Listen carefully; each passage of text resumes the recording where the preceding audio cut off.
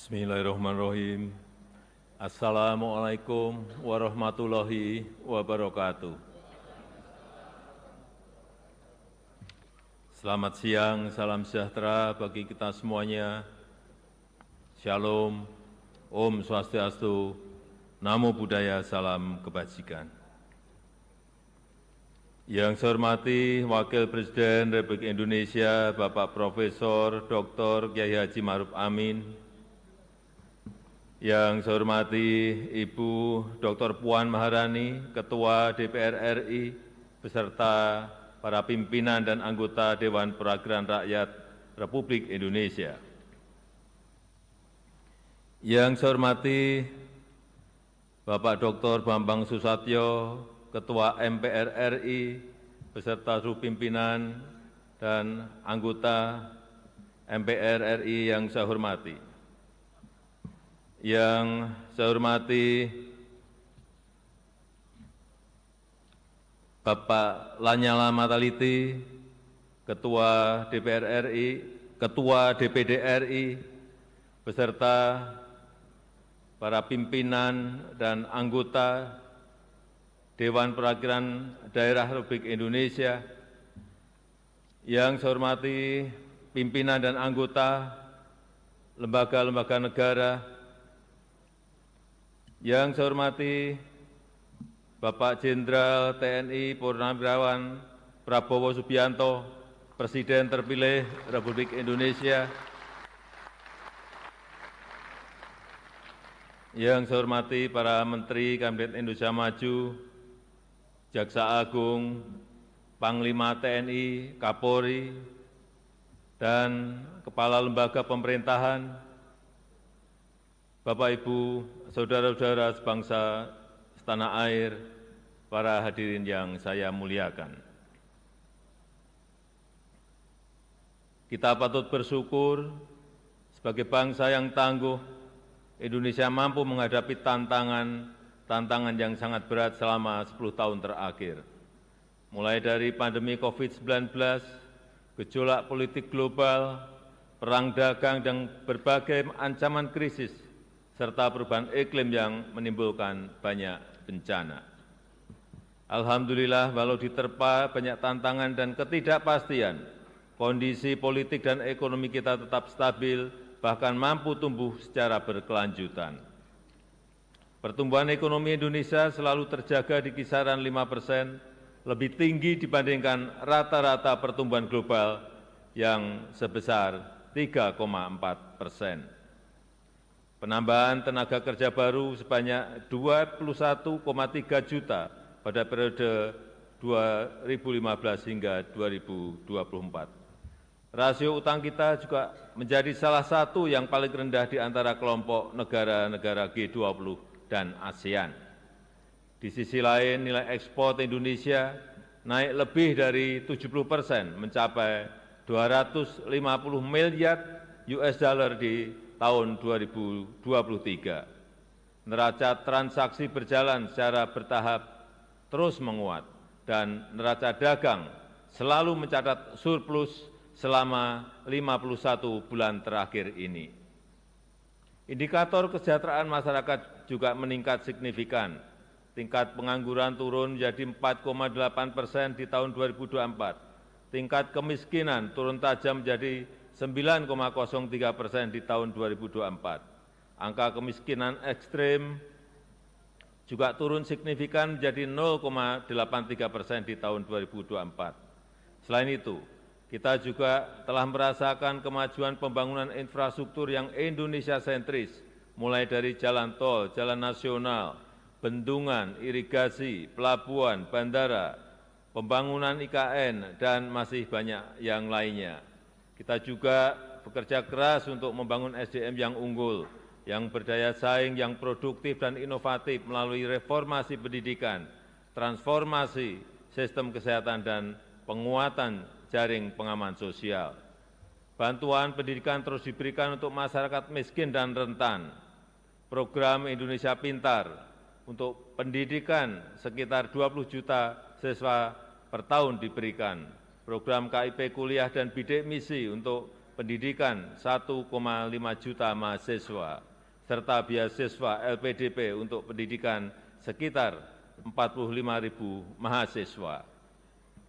Selain itu, upaya perbaikan sektor kesehatan juga menunjukkan hasil yang baik.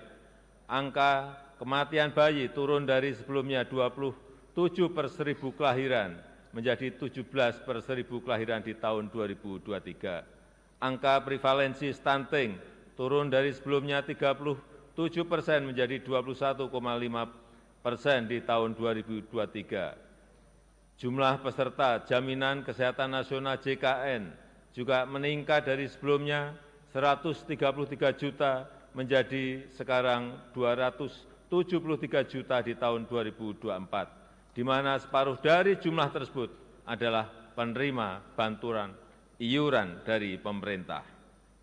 Ketua, pimpinan, dan anggota Dewan yang saya muliakan, ke depan peran APBN harus kita manfaatkan untuk memperkokoh lompatan kemajuan, sehingga Indonesia bisa keluar dari middle income trap, yaitu dengan memanfaatkan bonus demografi, melanjutkan transformasi ekonomi, meningkatkan daya tarik investasi, dan membuka lebih banyak lapangan kerja, sehingga penyusunan RAPBN 2025 didasarkan pada asumsi dasar sebagai berikut.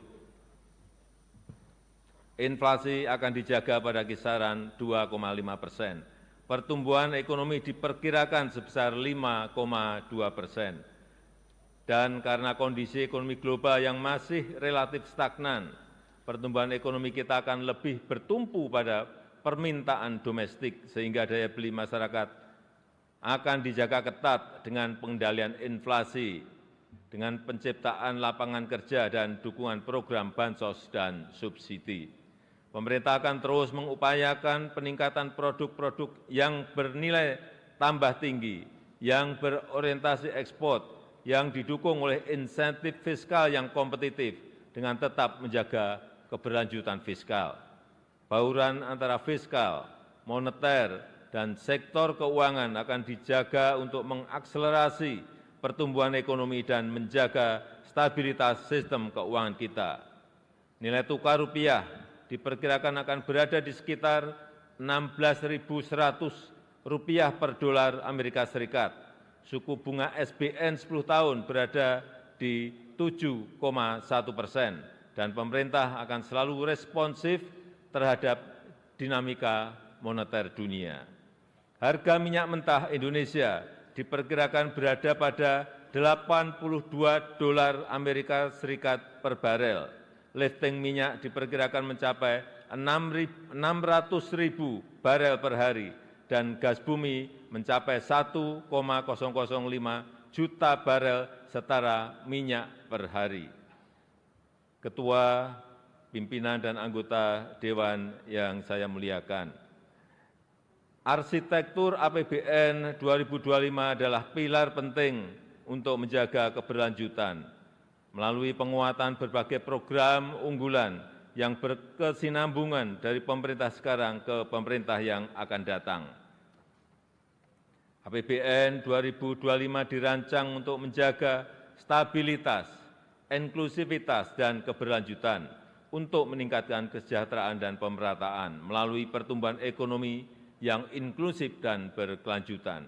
Kita harus terus melanjutkan reformasi struktural, menjaga kebijakan fiskal yang sehat dan kredibel, serta meningkatkan kolaborasi kebijakan fiskal, moneter, dan keuangan. Desain belanja dan pendapatan serta pembiayaan perlu dirancang fleksibel dengan menyediakan ruang fiskal untuk mengantisipasi ketidakpastian dan mendukung keberlanjutan pembangunan dalam transisi peralihan pemerintahan. Strategi kebijakan jangka pendek akan difokuskan untuk mengakselerasi pertumbuhan ekonomi, menguatkan kesejahteraan, dan pemerataan antar daerah.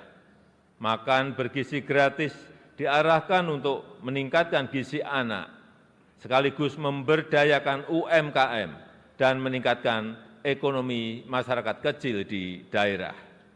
Program makan bergizi gratis dilakukan secara bertahap, diselaraskan dengan kesiapan teknis dan kelembagaan, serta tata kelola yang akuntabel. Program percepatan renovasi sekolah untuk meningkatkan akses, kualitas, serta link and match pendidikan dengan dunia usaha, serta pembangunan sekolah unggulan dan ekosistem pendidikan yang kondusif juga akan dikembangkan. Dan untuk mendorong produktivitas, menjaga pasokan dan keterjangkauan harga pangan, diperlukan penguatan lumbung pangan dan jaringan irigasi. Serta untuk meningkatkan ekonomi masyarakat diperlukan peningkatan pembiayaan rumah murah untuk rakyat dan peningkatan permodalan bagi UMKM. Sedangkan untuk strategi jangka menengah diarahkan untuk mengakselerasi transformasi ekonomi menuju pertumbuhan ekonomi yang inklusif dan berkelanjutan yang dilakukan melalui pertama, mewujudkan SDM unggul yang produktif, inovatif, dan berdaya saing melalui pendidikan bermutu, makan bergizi gratis, dan renovasi sekolah, serta kesehatan berkualitas dan perlindungan sosial. Yang kedua, penguatan hilirisasi dan transformasi hijau untuk meningkatkan aktivitas ekonomi bernilai tambah tinggi yang rendah emisi dan berorientasi ekspor. Yang ketiga, meningkatkan inklusivitas dan berkeadilan untuk mewujudkan kesejahteraan yang merata untuk seluruh lapisan masyarakat di seluruh wilayah tanah air Indonesia. Keempat, melanjutkan pembangunan infrastruktur sebagai pendukung transformasi ekonomi, khususnya pembangunan infrastruktur di bidang pendidikan, pangan, energi, dan konektivitas. Kelima, pemantapan implementasi reformasi birokrasi dan penyederhanaan regulasi. Keenam, peningkatan ekonomi kreatif dan kewirausahaan melalui pemberdayaan dan peningkatan akses permodalan bagi UMKM. Ketujuh, penguatan pertahanan dan keamanan serta kemandirian pangan dan energi. Yang kedelapan, penguatan nasionalisme, demokrasi, serta penghormatan dan penegakan hak asasi manusia. Ketua, pimpinan, dan anggota Dewan yang saya hormati, RAPBN 2025 juga menekankan pada optimalisasi pendapatan, belanja yang berkualitas, dan pembiayaan yang inovatif. Rasio perpajakan akan terus dioptimalkan untuk memperkuat ruang fiskal dengan tetap menjaga iklim investasi, keberlanjutan dunia usaha, dan melindungi daya beli masyarakat. Belanja akan dijaga benar-benar efisien dan produktif, agar selain mendukung program prioritas pemerintah, juga dapat menghasilkan multiplier effects yang kuat terhadap perekonomian. Inovasi pembiayaan yang fleksibel dengan kehati-hatian yang tinggi akan terus ditingkatkan melalui kerjasama pemerintah dan badan usaha, penguatan peran lembaga pengelola investasi, dan pendalaman pasar keuangan. Gambaran besar arsitektur RAPBN 2025 adalah sebagai berikut. Belanja negara direncanakan sebesar Rp3.613,1 triliun, yang terdiri dari belanja pemerintah pusat sebesar Rp2.693,2 triliun dan transfer ke daerah sebesar Rp919,9 triliun. Anggaran pendidikan dialokasikan sebesar Rp722,6 triliun yang dialokasikan untuk peningkatan gizi anak sekolah, renovasi sekolah dan pengembangan sekolah unggulan, serta perluasan program beasiswa, pemajuan kebudayaan, penguatan perguruan tinggi kelas dunia, dan pengembangan riset. Anggaran perlindungan sosial dialokasikan sebesar Rp504,7 triliun untuk mengurangi beban masyarakat miskin dan rentan, serta mengakselerasi pengentasan kemiskinan yang dilakukan dengan tepat sasaran, efektif, dan efisien. Anggaran kesehatan direncanakan sebesar Rp197,8 triliun atau 5,5% dari belanja negara untuk peningkatan kualitas dan keterjangkauan layanan, percepatan penurunan stunting dan penyakit menular seperti TBC, serta penyediaan pemeriksaan kesehatan gratis. Anggaran ketahanan pangan direncanakan sebesar Rp124,4 triliun diarahkan untuk mendukung peningkatan produktivitas, menjaga ketersediaan, keterjangkauan harga pangan, perbaikan rantai distribusi hasil pertanian, serta meningkatkan akses pembiayaan bagi petani. Pembangunan infrastruktur dianggarkan sebesar Rp400,3 triliun, terutama untuk infrastruktur pendidikan dan kesehatan, infrastruktur konektivitas, infrastruktur pangan dan energi, serta keberlanjutan pembangunan IKN. Anggaran transfer ke daerah direncanakan sebesar Rp919,9 triliun untuk meningkatkan sinergi kebijakan fiskal pusat dan daerah, untuk harmonisasi belanja pusat dan daerah, serta mengurangi kesenjangan antar daerah dan memperkokoh kerjasama antar daerah. Peningkatan pendapatan asli daerah harus tetap memperhatikan iklim investasi, kemudahan berusaha, kesejahteraan masyarakat, dan penguatan akses dan kualitas layanan publik. Ketua, pimpinan, dan anggota Dewan yang saya hormati, pendapatan negara pada tahun 2025 dirancang sebesar Rp2.996,9 triliun yang terdiri dari penerimaan perpajakan sebesar Rp2.490,9 triliun, PNBP sebesar Rp505,4 triliun yang tetap menjaga iklim investasi, kelestarian lingkungan, dan keterjangkauan layanan publik.